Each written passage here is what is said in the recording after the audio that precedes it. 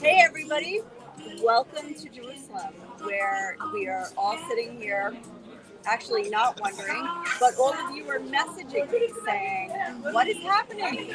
Is your bomb shelter stopped? What's going on? And actually, we're out here right now. Say hi, Tony. I like that there. Terrible, just bad. Just I can't see. Okay, anyway. So, we're here at the new Rewind Jerusalem, and it's right up by the Newgate. There's the Newgate. Notre Dame is right up there.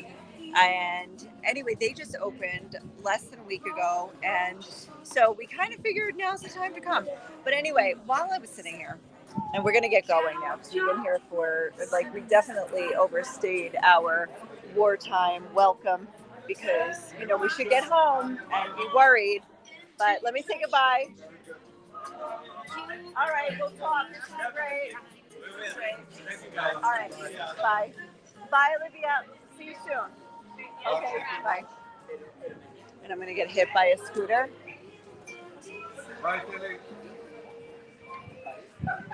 All right, so this is what happens when there's, we're all sitting here waiting. The seven front retaliation from, do I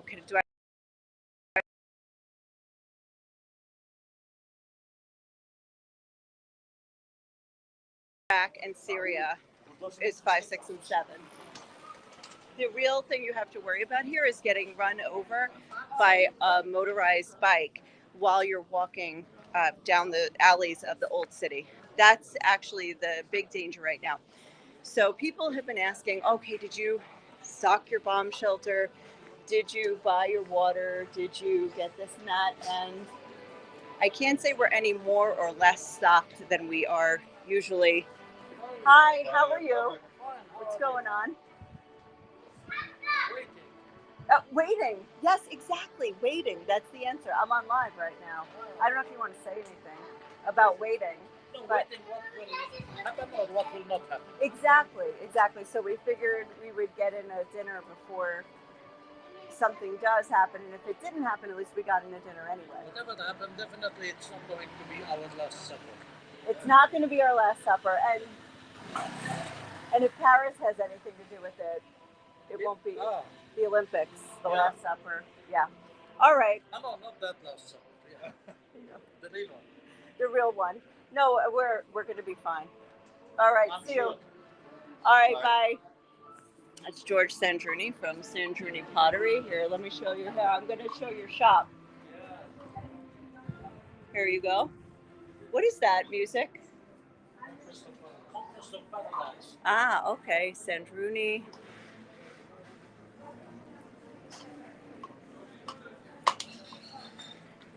All right, so as you can see, it's pretty hopping here in the old city, and that's how people are approaching. Who was that now? That was Julius. How many people do you know? I have to, What? Go ahead. I was going to go to the basketball court and just see who was there. Go ahead. All right. I got time. I still have service. It's a miracle. Oh, right, and we got to pick up the pizza for the kids. So anyway, so our rationale for this was that is because also it's Shabbat here, we can probably make it home in 5 to 10 minutes. So it's a good day to risk going out. And, today was I mean, if you, like, in case you don't even know what I'm talking about or why people would be asking me if we stocked our bomb shelters or anything like that. So it's because, by the way, I'm looking for if anybody has chatted. I haven't seen anything yet. Okay, so I was just checking. Yeah, so this week was a week of assassinations here. First of all, there was I think it was Tuesday night, that the number 2 in Hezbollah, which is a terrorist group based in southern Iran, that has been firing rockets at Israel, and there's been this back and forth between Hezbollah and Israel for 10 months now, since October 7th. So number 2 of Hezbollah assassinated Tuesday night. A couple hours later, Tony's done. We're moving on. A couple hours later, the inauguration of the Iranian president, the new Iranian president, the number 1 of Hamas, Ismail Haniyeh, was there because, Iran is a great sponsor of Hamas. He was there and gave hugs to the new president. A couple hours later, bomb in his guest room at some sort of Islamic Revolutionary Guard Corps retreat house where he has like a room, I guess, like some kind of permanent room that's his, that he gets to go to from when he's not in Doha. See, what did I tell you the real threat here is? It's guys on wheels. Here's another one. We've got a motorcycle coming up here. This is pedestrian walkways. But yeah, so anyway, so someone, some country, some intelligence organization snuck a bomb about 2 months ago, according to this is a New York Times report, into his room at the retreat house. And that night, it was Wednesday morning, that went off a remote control charge. So number 2 in Hezbollah, number 1 in Hamas. Today, Friday, was the funeral for both of them. At one in Beirut, the other one in Doha. They shipped his body back to Qatar, where he lived as a multimillionaire over there. And so there were 3 days of mourning. Friday was declared to be a day of rage, and so far we haven't really seen anything like that. There have been several rockets hitting from the north, from the south, which is interesting because it's amazing they still have any left, actually. But they do. So anyway, so that's what's been going on. And the funny thing is, it was a very quiet and normal day here. Like, just, I'm not saying that things won't erupt and there won't be, like, as people are saying, like a multi-front response, which would include also the Houthis in Yemen and proxy groups in Syria and Iraq and of course, in Lebanon and also from Gaza and maybe even the West Bank. So yeah, I mean, not nobody's being naive and saying that this can't happen, but it was a really peaceful day, and so far nothing. So meanwhile, I'm sitting here. We're at our friend's new restaurant that they just opened last week, and it's amazing. And if your flight hasn't been canceled and you're on your way to Jerusalem, then you can come to Rewind at Newgate. It's absolutely amazing. They have a great new menu. It's like they call it Italian Armenian fusion. And I have to say, this one pasta that they have is, I kept tasting the sauce and I'm like, what is that spice? Because that spice is what takes it from Italian to Armenian.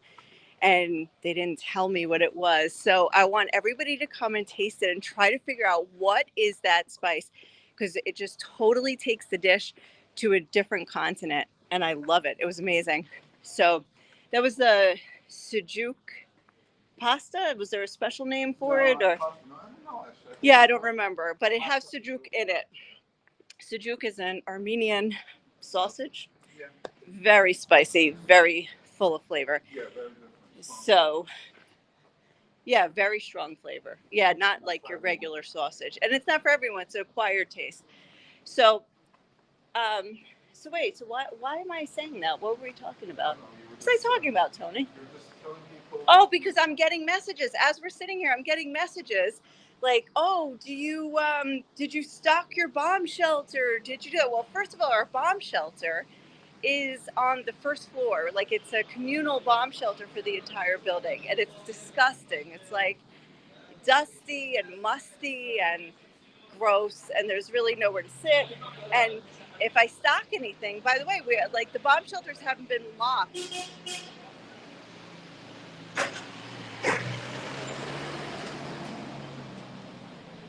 told you about the dangers here, right? They're not coming from the sky at the moment. So anyway, so the bomb shelters haven't been locked since October 7th.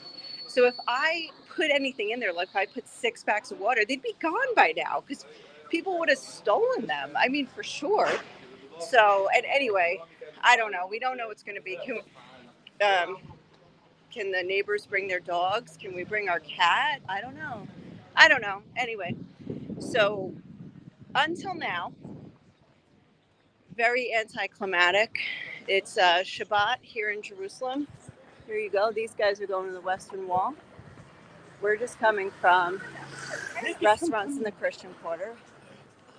These guys are going to start Shabbat, praying at the Western Wall. This guy, Barton, say hi. Say hi. Thank you. I know. You probably... I don't like to put people on the spot with the live, especially the Armenians. They're always like, no. Oh, okay. So this is Dad. Here's the first comment. This is Dad. And what do you have to say? My estimate is that Iran will attack tomorrow, Shabbat. Well, Shabbat's the day. I mean, that October 7th was a Shabbat. It was a, it was not just Shabbat, it was a holiday. And also one of the previous biggest attacks was the Yom Kippur War, which was also like, I don't know what day of the week, but Yom Kippur was the day where it was a holiday. It was it's not a holiday, it's a fasting day. It's the most somber day of the year. And so Israelis were totally taken by surprise. Now on October 7th, I'm still like, I'd love to ask my religious Jewish friends, like, how did you find out what was happening on October 7th? I can't look. Everywhere you go, there's a car, a motorcycle, or a bike, or a stroller trying to run you over. So some of them, actually, some people didn't know what was going on right away. They were either at going to synagogue or at synagogue, or hearing sirens, or wondering, is it just the usual like couple of sirens and then it's over, or is it going to be why are there so many in Jerusalem? Some people asking. So it was just interesting to find out, like, to hear from people how they found out what was happening on October 7th. So if anything, could be tomorrow. The 3 days of mourning will be over. And, last time there was that big attack, the retaliatory attack from Iran, was in April. And, oh, look, there's like rockets coming in right now from Hamas in Gaza, actually. So that's interesting. They still have rockets, actually. So after 10 months later, and a lot of fighting going on there.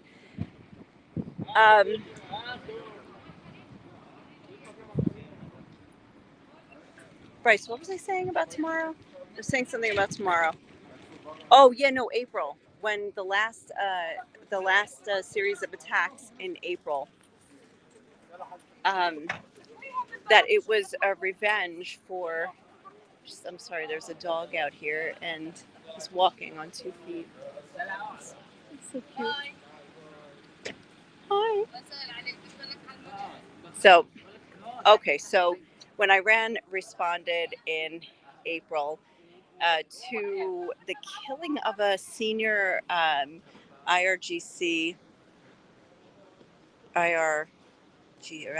Islamic Revolutionary Guard Corps, IRGC, official or commander, it was kind of like pre-coordinated with the Americans, with American intelligence, who told Israel that this was happening. And we actually, I remember watching the news, and first they started with canceling schools, and then they I'm going to go after this group. They started with canceling schools, and then they said, we're talking about all the possible weapons that Iran could send over. And they, said this particular one will take the drones will take 9 hours. This other thing will take this many hours. And the missiles will only take 3 hours. So we were actually sitting around on Saturday night. It was a Saturday night waiting, and then the rockets started coming in actually an hour before schedule, and I heard them and saw them before the sirens went off.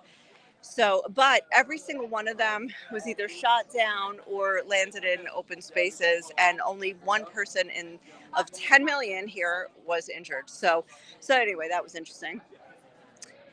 So it seemed like that was pre-coordinated because Iran probably doesn't want an escalation. Now they say now that the Hezbollah leader said that Israel crossed the red line when they assassinated the number 2 in Beirut, which is the capital of Lebanon. They said that's for sure, that's a red line. And now we've been up to now in a supportive role of Hamas, and now we're going to take a different approach. So if that's the case, then we'll see, and we'll see what happens. But for now, everything appears to be okay. Now I see that, this is also like I see in the comments, and it's true. Like this is the time of, quote, the dire straits, Bin Mitzrayim, something like that in Hebrew, and it's leading up to Tisha B'Av, the 9th of Av. The 9th of Av is on the evening. It starts the evening of August 12th, and Av is a month in the Jewish calendar, and the 9th of Av is traditionally a time where it just so happens every couple of centuries something really tragic happens to the Jewish people on that day. You can look it up. There are like the Inquisition. I think there was, anyway, there's a lot that I can't remember right now. So it's also marked here by observant Jews, but with fasting, and they read the book of Lamentations in the Bible. But many people also will not fly on a plane on that day for fear that there would be another tragedy. And so anyway, by the way, that is one of the cheapest days to get tickets in and out of Israel because of that, actually, because a few people will take the risk. Hey, look, I'm just going to point this out right now. I'm passing the Armenian Tavern. This place was attacked by religious Jews a couple of weeks ago. They went in and they throw like a pepper spray. They pepper sprayed some customers and vandalized the place. So anyway, that happened here a couple weeks ago. Yes, in the midst of this war. So anyway, so all of this, it kind of makes historical sense that we would be in this time of confusion and potential violence, and that things might be coming to a head at this time, because that's happened before in the past on this day. So anyway, or during this time, it's like the 3 weeks are known for being turbulent. So anyway, here we are again during the 3 weeks and leading up to Tisha B'Av, which is only 10 days from now. So let's see what happens. I will keep you posted. But just so you know, up until now, which is like 8 o'clock at night here in Israel, so far everything is pretty normal. So anyway, I will say goodnight for now. We're about to go into the Armenian quarter, and I will lose service right over there. So goodbye for now. Have a great day. Stay tuned. I'll let you know if anything happens tomorrow. Bye. Ciao for now. And thank you for your prayers. I see that message.